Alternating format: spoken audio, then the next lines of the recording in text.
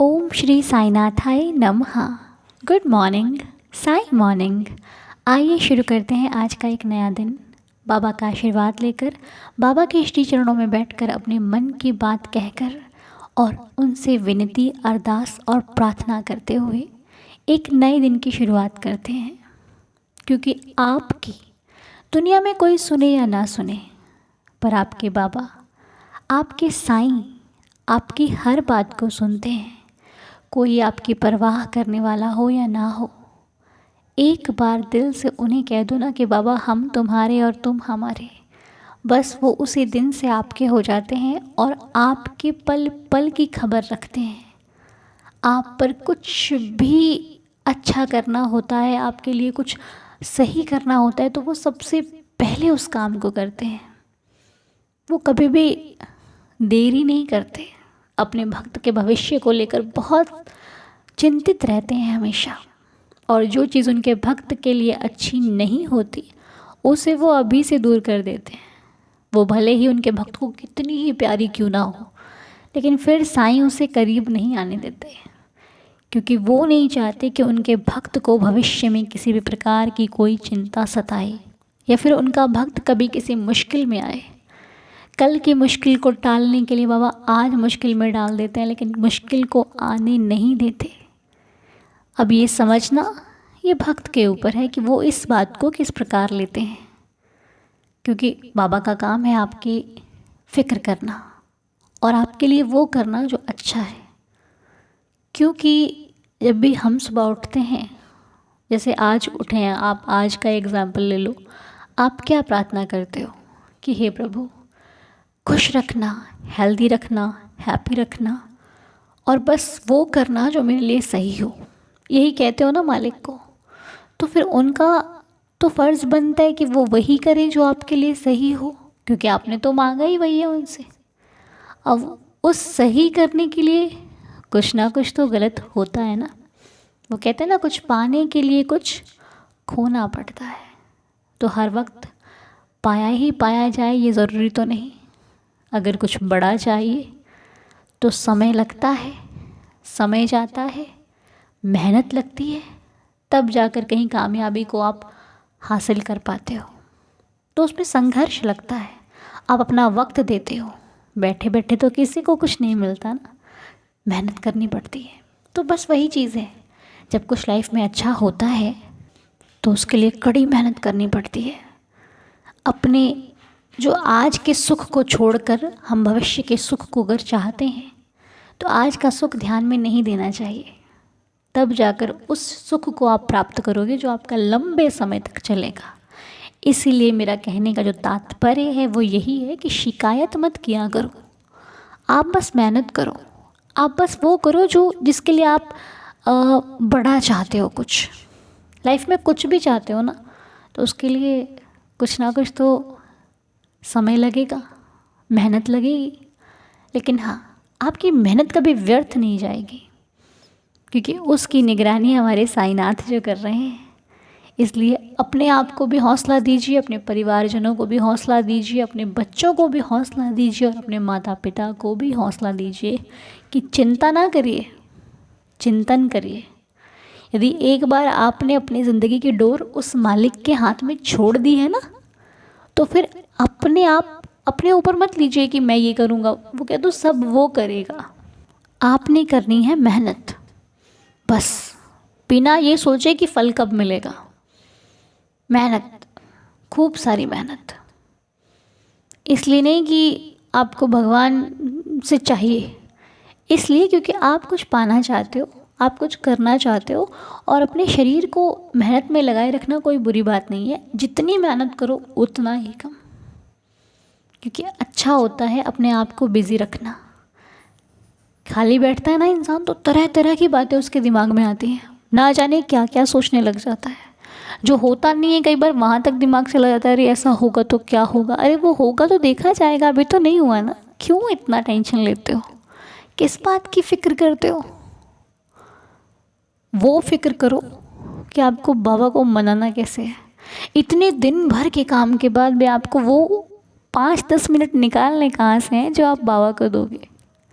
वो समय निकालना है जिसमें आपने उनसे बताना है कि प्रभु ये सारा दिन का ये मैंने किया, जैसे होता है ना एक रिपोर्ट देते हैं, वो देनी है आपने उनको कि प्रभु आज ऐसा ऐसा हुआ था, आज ऐसा ऐसा किया था, यहाँ पर इतना लग गया, वहाँ पर उतना लग गया, यहाँ ये कर लिया। ये सारी बातें करते हो? बहुत लोग करते हैं। मुझे तो लगता है इस परिवार के तो अधिकतर भक्त करते हैं बाबा से बात। शुरू तो कर दी है आपने, है ना? आपके जो एक्सपीरियंसेस होते हैं उससे मुझे पता लग जाता है, क्योंकि आपकी जो लीलाएं आप भेजी जाती हैं ना आपके द्वारा, वो पढ़ते पढ़ते पता लग जाता है कि ये भक्त बाबा के प्रति कितना सच्चा है और कितनी ज़्यादा श्रद्धा है इस भक्त में। और सच में आप लोगों की जो लीलाएं सुनते सुनते बाबा के प्रति मेरा ही नहीं, ना जाने कितने साईं भक्तों का विश्वास बढ़ चुका है ये लीलाओं को सुनते सुनते। ये किसने किया? पहले तो सिर्फ प्रार्थना होती थी, ये भी बाबा की कोई लीला ही है कि हर दिन लीला आ रही है, हर दिन मिरेकल चमत्कार सुनने को मिल रहे है ना? नहीं तो पहले हम सिर्फ प्रार्थना करते थे, ये लीलाएं कब से शेयर होने लग गई? तो ये हम नहीं कर सकते, ये सब बाबा की लीला है। वो जो करना होता है ना वो अपने आप एक समय पर डिसाइड करके रखा है बाबा ने। नहीं तो हमारे पास इतनी सद्बुद्धि कहाँ है कि हम सब कुछ खुद से सही कर सके। नहीं, हमने जब साईं के ऊपर छोड़ दिया है तो हमारी लाइफ का हर एक काम बाबा करते हैं। बस हमें तो मेहनत करनी है, फल और हमारी कामयाबी और हमारी सफलता और हमारे ड्रीम को पूरा करना बाबा की जिम्मेदारी है। ठीक है जी, तो फिक्र ना किया करो। साईं भी आपसे यही कहते तो बहुत सोचता है, क्यों सोचता है इतना? अरे ये जीवन है, यहाँ पे सुख भी मिलेगा, दुख भी मिलेगा, चिंताएं भी होंगी, परेशानियाँ भी होंगी, लेकिन तुम्हें लड़ना पड़ेगा, लेकिन तुम्हें उनको देखना पड़ेगा, उनसे हर दिन एक लड़ाई करनी पड़ेगी। सुख आएगा तब भी उसको एक दिन जाना है, दुख आएगा उसको भी एक दिन जाना है। लेकिन दोनों में फ़र्क पता क्या है? सुख लगता है बहुत जल्दी चला गया यार, और दुख तो लगता है ये जाता ही नहीं है, इसको प्यार ही बहुत है हम लोगों से, हमारे पास ही बैठा रहता है जब देखो। ऐसा कुछ नहीं है। दुख इसलिए ज़्यादा लगता है क्योंकि हम उसे झेलते हैं, और सुख इसलिए कम लगता है क्योंकि हम उसे इतनी जल्दी जी लेते हैं कि वो पता ही नहीं चलता। फ़र्क दोनों में इतना ही है बस। इसीलिए तो बाबा ने आपको इस परिवार का हिस्सा बनाया है, ताकि आप रोज़ मोटिवेट होते रहो, ताकि आपके अंदर रोज़ एक पावर क्रिएट होती रहे, आपके अंदर रोज़ एक एनर्जी जाती रहे साईं के नाम की, कि बेटा तुझे डरना नहीं है, साईं तेरे साथ खड़ा है, तू किस बात की फ़िक्र करता है? सब छोड़ दे और बस साईं का नाम लो, देखो कैसे ज़िंदगी संवर जाएगी। तो चलिए आइए ज़िंदगी को थोड़ा और संवार लेते हैं, सुनते हैं एक बहुत प्यारी सी लीला, वो लीला जो बताई गई है हमारे उर्वी आंटी जी की तरफ से। आज की लीला जो है वो उर्वी आंटी जी द्वारा बताई गई है। लेकिन उसको सुनाने से पहले मैं आपको एक बात और बता दूं, इस वक्त नंबर शेयर नहीं किए जा रहे क्योंकि अभी लीलाएं चल रही हैं। जैसे ही मैं आपको नंबर डाल दूँगी फिर आप मुझे व्हाट्सअप कर सकते हैं, ठीक है? तो थोड़ी सी सबूरी रखिए, जैसे ही अब बाबा की लीलाएं फिर से स्टार्ट करूँगी तो मैं आपको नंबर फिर से मेंशन कर दूँगी, आप मुझे फिर से भेज दीजिएगा, ठीक है? तब तक के लिए लीलाएं सुनते रहिए जो आ रही हैं। और हाँ, यदि मुझसे कोई भूल चूक हो जाए तो क्षमा कर दीजिएगा, माफ़ी चाहते हैं हम। हाँ जी, तो अब शुरू करते हैं उर्वी आंटी जी के द्वारा बताई गई लीला को। चलिए मिलकर सुनते हैं। बोलिए श्री साईनाथ महाराज की जय। उर्वी आंटी जी कहते हैं, ओम साई राम। ओम साई राम आंटी जी। आंटी जी कहते हैं, प्रणाम। मालूम है मेरे साथ क्या हुआ? मैंने आज से 5 साल पहले कुछ सोचा था। आंटी जी ने सोचा था, वो कहते हैं हमने हमारा घर पूरा तोड़ दिया था, नया बनाने का सोचा था। लेकिन ये बात है कोविड टाइम की। कोविड आ गया, हम बुरी तरह से फंस गए। एक ही रूम किराए का था, उसमें 4 लोगों को रहने में बहुत मुश्किल होती थी। तो एक दिन मैं साईं सच्चरित्र पढ़ रही थी। पढ़ते पढ़ते मन में सोचा कि बाबा बहुत ज़्यादा नहीं, पर रहने लायक घर तो बन जाए। अच्छा है अगर ऐसा हुआ तो मैं गरीबों को मेरी क्षमता के अनुसार खाना खिलाऊंगी। थोड़े महीने बीत गए, कोविड भी थोड़ा सा कम हो गया और हमारा घर जैसे तैसे करके रहने लायक बन गया। काम अभी भी बाकी है पर हम लोगों को रहने का हो गया। अब मैं रोज़ बाबा से बात करती हूँ, बाबा मेरा सब काम बनते बनते क्यों अटक जाता है। आंटी जी ने ये बोला तो लास्ट वेडनेसडे रात को बाबा को बोल के वो सो गई कि बाबा कुछ भी भूल चूक हो गई हो तो मुझे किसी तरह से बता दीजिएगा। तो मालूम है क्या हुआ, गुरुवार की जो प्रेयर आई उसमें मैंने 5 नंबर चुना था और मेरा जवाब मिल गया कि कुछ खिलाने वाली बात मैं भूल गई थी, तो वो गुरुवार की प्रेयर के ज़रिए बाबा ने याद करवा दिया। अब मैं शॉर्ट टाइम में जल्दी ही वो काम पूरा कर दूंगी। शुक्रिया बाबा। एंड शुक्रिया अनु बेटी, बाबा को कोटि कोटि प्रणाम। शुक्रिया शुक्रिया शुक्रिया, जय जय साईनाथ।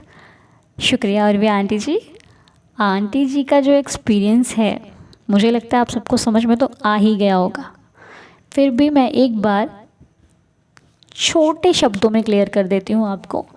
आंटी जी कहते हैं उन्होंने घर बनाने का सोचा कि घर बनवा लेते हैं, तो घर तोड़ दिया।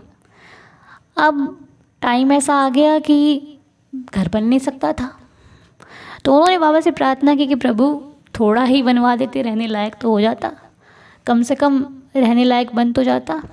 अब जब वो टाइम थोड़ा सा ठीक हो गया तो रहने लायक घर बन गया। लेकिन हम सबके मन में एक बात होती है कि प्रभु हमारे काम अटक क्यों जाते हैं, ये चलता चलता काम रुकता क्यों है। लोगों का तो देखो काम चलता रहता है, ये बात सबके मन में आती है। तो उन्होंने प्रार्थना की प्रभु से कि प्रभु मेरा काम अटक क्यों जाता है। और इतना कहने के बाद वह बाबा से तो बात, उनको जैसे मैंने पहले कहा कि अब इस परिवार के सदस्य बाबा से बात करने लग गए हैं। बात करने का मतलब ये नहीं है कि बाबा सामने आकर बोलते हैं, वो बाबा के स्वरूप के सामने बैठकर बाबा को फील करते हैं, जैसा कि बाबा ने कहा है कि मैं यहीं पे हूँ, था और रहूँगा। तो आंटी जी ने बाबा से सोते वक्त एक बात कह दी कि प्रभु अगर कोई भूल चूक हो गई हो तो मुझे बता दीजिएगा। ये कहकर वो सो गए। अब बाबा को तो काम करना ही था, उन्होंने पूछा था तो बाबा को बताना तो था ही कि भाई तुमसे भूल क्या हुई है। तो आपको याद होगा कि पिछले थर्सडे को एक प्रेयर आई थी जिसमें 3, 4, 5 नंबर थे, पिछले से पिछले थर्सडे को, जिसमें जो 5 नंबर था उस पे ये था कि तुम कुछ भूल गए हो, तुमने मुझसे वादा किया था या फिर मुझसे कुछ प्रॉमिस किया था, तुम उसको भूल गए हो देना। तो बस आंटी जी ने भी कुछ किया होगा, बाबा से प्रॉमिस हम सब कर देते हैं, तो वो उनको याद आ गया। और जब याद आया तो बस हर भक्त कहता है कि प्रभु अब तो जल्दी निपटा दूंगा, अब तो ये काम कर दूंगा। तो बस बाबा ने इस प्रकार से उनकी सहायता की और उनको याद दिलाया कि तुमने ये चीज़ छोड़ी थी।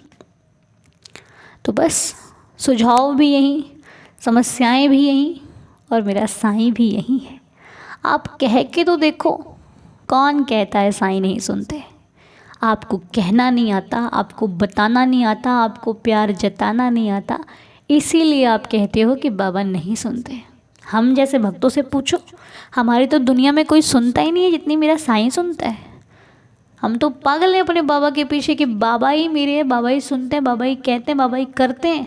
देखिए में हमें भोजन भी मिल रहा है ना, तो हम कह रहे हैं साईं दे, नहीं तो भोजन भी पूछने वाला कोई नहीं है। भले हम मेहनत करते हैं लेकिन उसकी कृपा समझकर ही वो हमें प्राप्त होता है। और हमारी लाइफ में आज जो कुछ भी है वो बाबा की बदौलत है, नहीं तो हम शून्य हैं, हमारे पास कुछ नहीं है तो बाबा की कृपा, अदरवाइज कुछ नहीं है। तो बस मेरा तो विश्वास ये कहता है और इतना विश्वास आपको भी हो जाएगा।